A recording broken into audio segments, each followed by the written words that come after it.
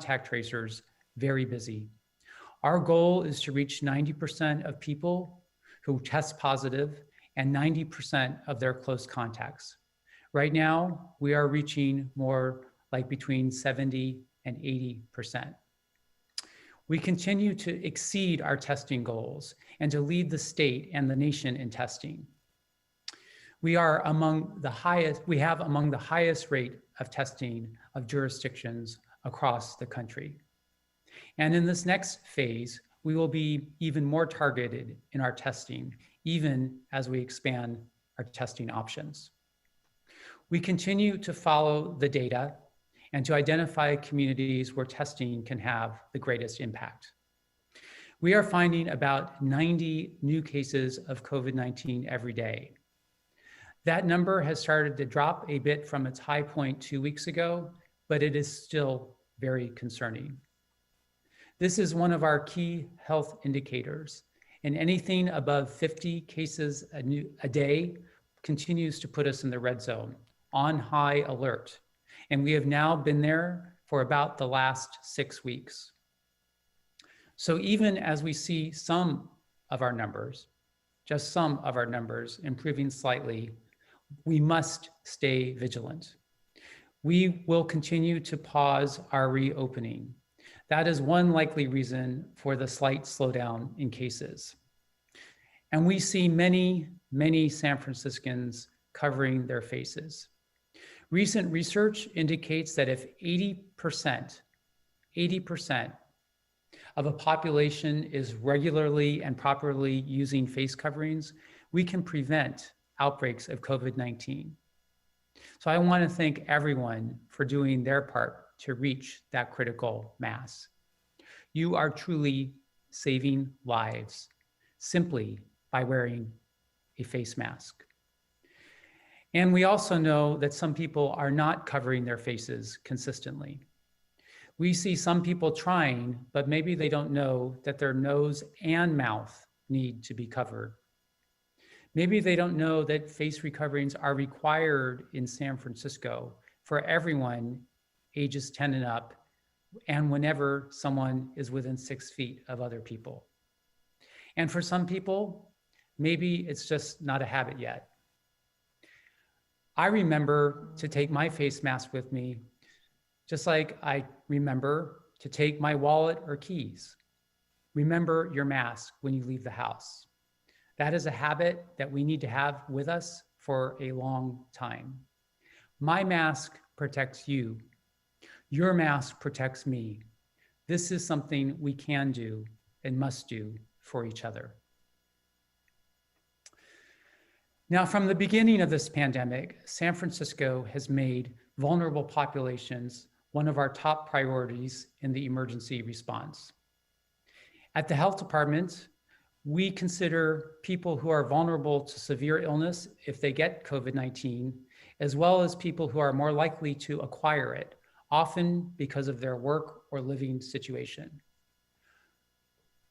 You probably know that people over the age of 60 and people with certain health conditions are more vulnerable to serious illness or even death if they contact the virus.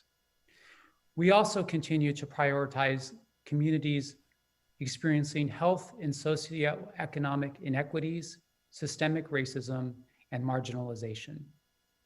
This includes the Latinx community, who account for nearly half of all cases in our city, and Black African Americans, who are at higher risk of dying from COVID-19. Additionally, we have been working to support people with disabilities, people experiencing homelessness, and immigrants who are undocumented. We support these populations through our work with other city agencies at the COVID Command Center, including the Human Services Agency and the Department of Homelessness and Supportive Housing. The Department of Public Health has funded a variety of efforts to improve food security during the pandemic. DPH partners in Bayview Hunters Point, for example, and we have been working to provide fresh fruit and vegetables from the wholesale produce market to community organizations. We offer food assistance to anyone who needs to isolate or quarantine because of COVID-19. And it takes a broader effort to address this need. Today, I am pleased to turn it over to one of the city's leaders in addressing food insecurity and expanding food access in the pandemic. At the Department of Disability and Aging Services, Executive Director Shireen McSpadden has been overseeing some remarkable efforts to serve vulnerable San Franciscans throughout this COVID-19 crisis. Director McSpadden, over to you. Thank you so much, Director Colfax. Good morning, and thank you so much for the opportunity to discuss San Francisco's response to food insecurity during the COVID-19 pandemic. We know that food insecurity is an ongoing issue in San Francisco, and prior to the pandemic, 1 in 4 residents was at risk of hunger due to low income or lack of physical access to food. With the increased number of residents out of work, the number of people struggling to afford enough nutritious food is also increasing. The city's food partners have already reported a surge in demand for food. To address this growing need, Mayor Breed and the city have worked not only to expand the capacity of existing providers, but to stand up new food programs to provide for a larger food insecure population.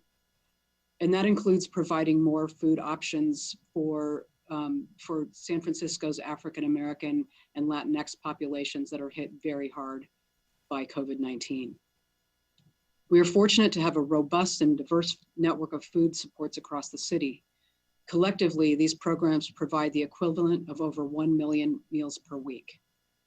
Help is available to all San Franciscans in need of food assistance due to COVID-19.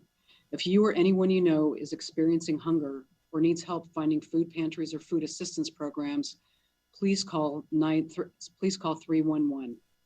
No one should go hungry in our city, and operators can help connect San Franciscans with food assistance or specialized support programs, such as those for seniors.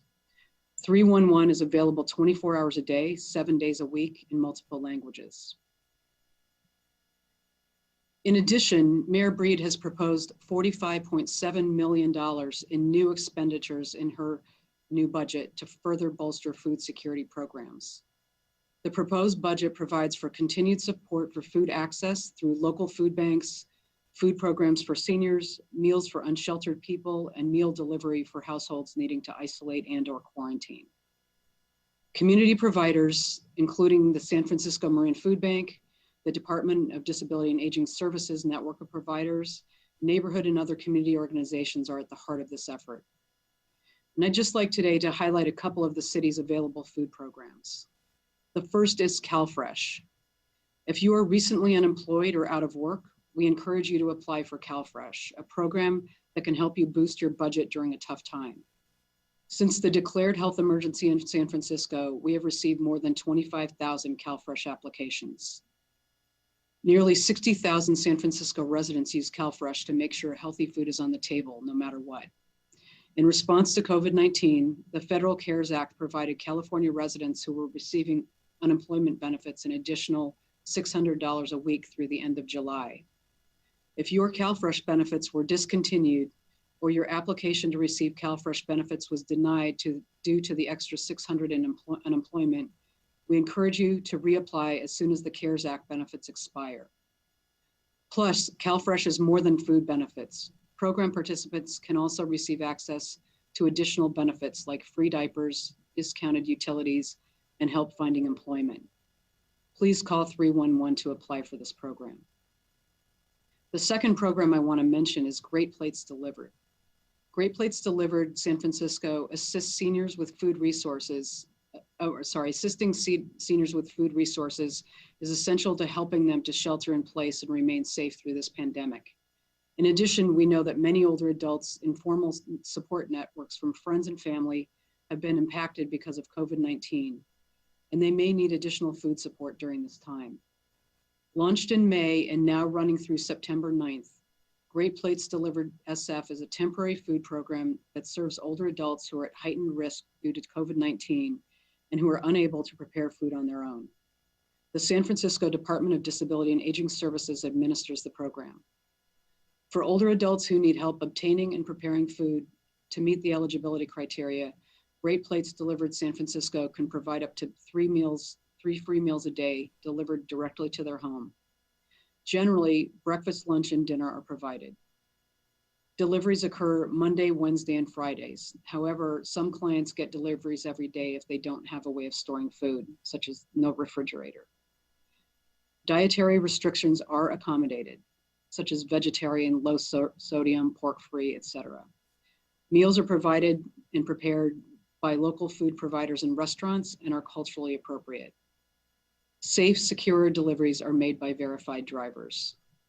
To date, the Great Plates Delivered program has served more than 2,500 seniors and delivered over 350,000 meals. If you or someone you know would like to apply for this program, please call 311 for more information. So I highlighted those two, but I'd like to reiterate that San Francisco has other programs that address food security.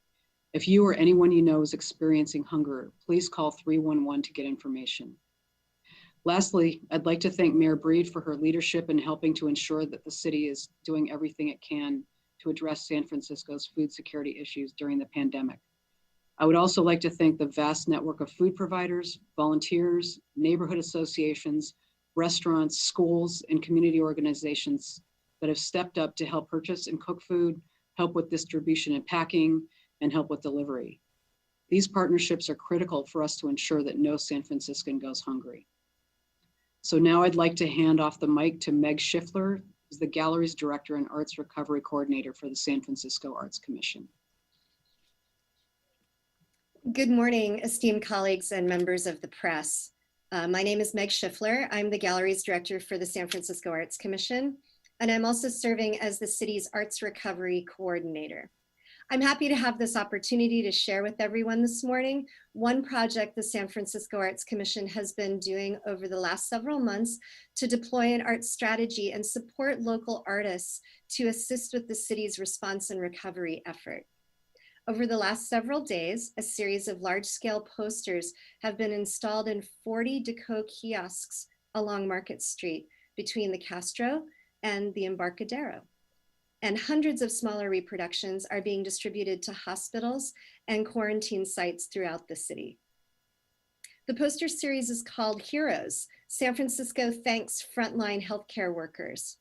This COVID-19 poster project features newly commissioned artwork by 10 incredible Bay Area artists whose work serves to remind local residents that every day, remarkable people in our community are caring for those that are sick with the coronavirus.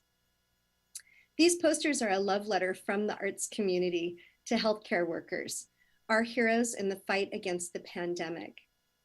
This series helps support and engage artists and the arts community in the city's recovery efforts by placing beautiful imagery into public spaces that focuses on healing, while also reinforcing critical public health messages that will ultimately help stem the spread of the virus.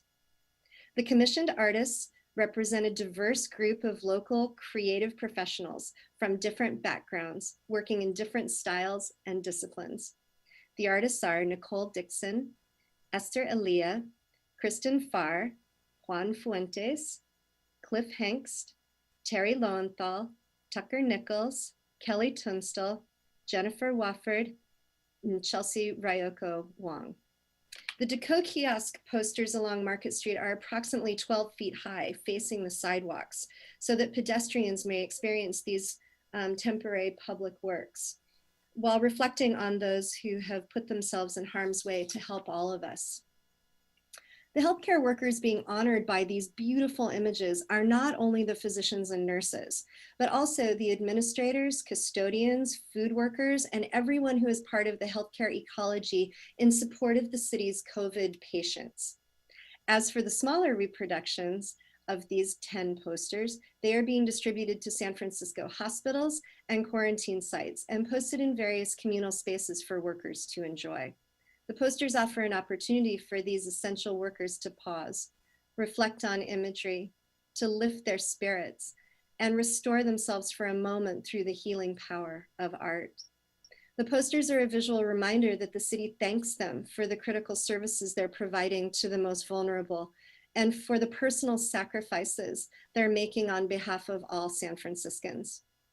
And there are enough posters being distributed to the hospitals and quarantine sites so the workers can take them home as tokens of gratitude. These beautiful and powerful images remind everyone who the heroes are on the front lines of this crisis. And the images you see in the presentation we're about to launch are the kind that will trigger us to pull up our masks and socially distance, to honor the individuals who are working on behalf of us to keep us safe. It's an example of how the arts are a catalyst in our city's recovery process. I'd like to give you some insight into all 10 of the poster images, but I'll just choose 2 or 3 to highlight and name each artist in the presentation as you see the 10 images. Lynn, can we launch the presentation? Thank you. This first image is by San Francisco resident Cliff Hengst. This next image is by Nicole Dixon. This image is by Esther Elia. Here we have Kristen Farr.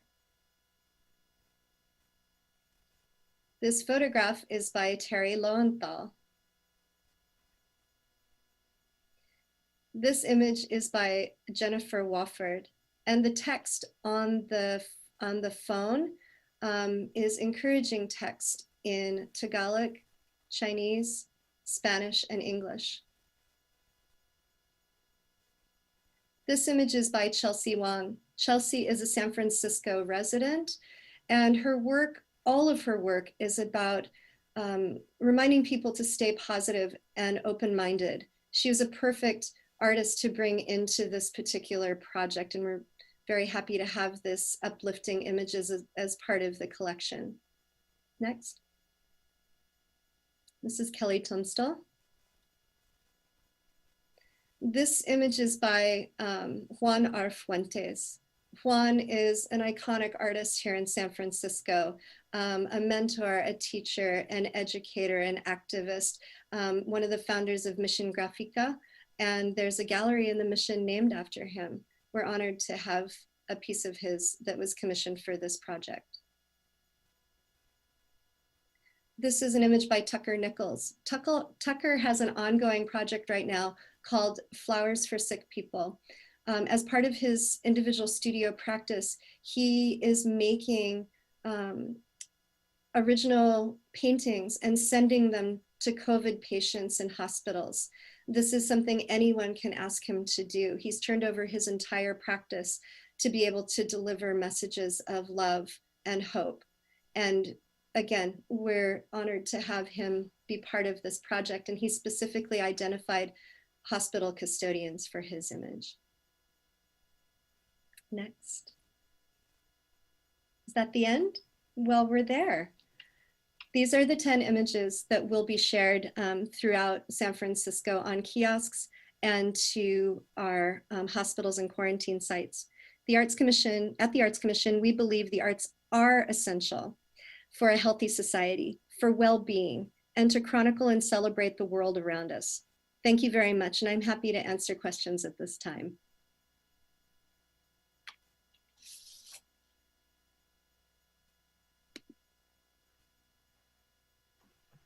Thank you, Meg Schiffler, and thank you, Director McSpadden and Director Colfax, for your time today. We will now open it up to the Q&A portion of the press conference. And I believe for now, we only have a couple questions for Dr. Colfax.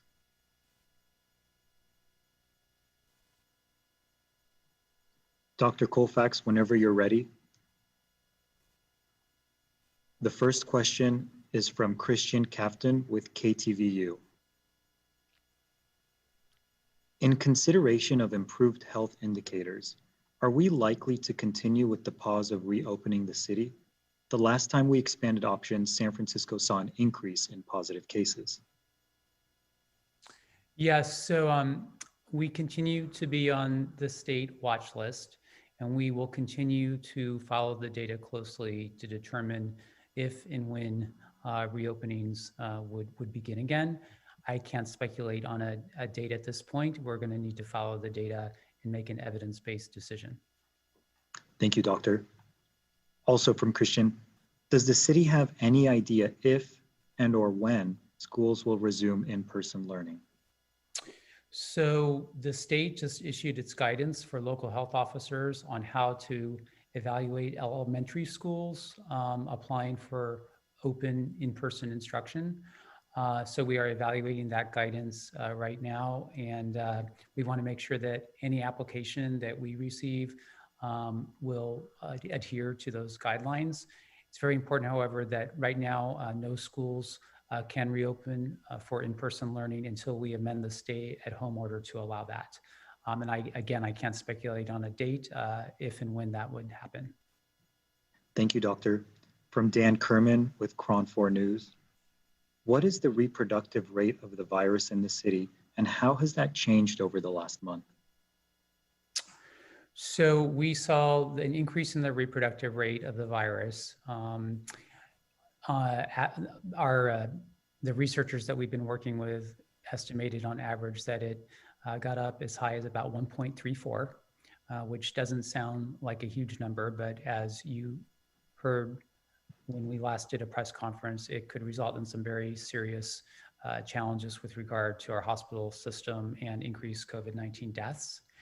With the slight decline in hospitalization numbers, that reproductive rate appears to be going down a bit, but it is still not below 1. And remember, in order for us to crush the curve, we need that reproductive rate to be below 1. In April and May, thanks to the efforts of San Franciscans, we got it to about 0.85, we estimate. So we again are aiming for that reproductive number to be below 1. Right now, it's not below 1. It seems to be going down very slightly from where it was last week. Thank you. Also from Dan, do you believe that community gatherings are the main cause of spreading the virus throughout the city? Well, certainly, as we have seen, gatherings can certainly transmit the virus, which is why we are emphasizing that people need to wear face masks, socially distance. If they do gather for essential reasons, it's best for that gathering to be outside. So certainly gatherings may be contributing and are likely contributing to the increases in cases. I don't know that we can say that it's a main cause, but it's almost certainly a cause, and people should only gather if absolutely necessary and take the precautions that I just described. Thank you, Doctor. With that, that concludes today's press conference. Thank you to you and our speakers for joining us today. For questions that we may be taking offline or for any follow-up questions, please email dempress@sfgov.org. Thank you all. Take care.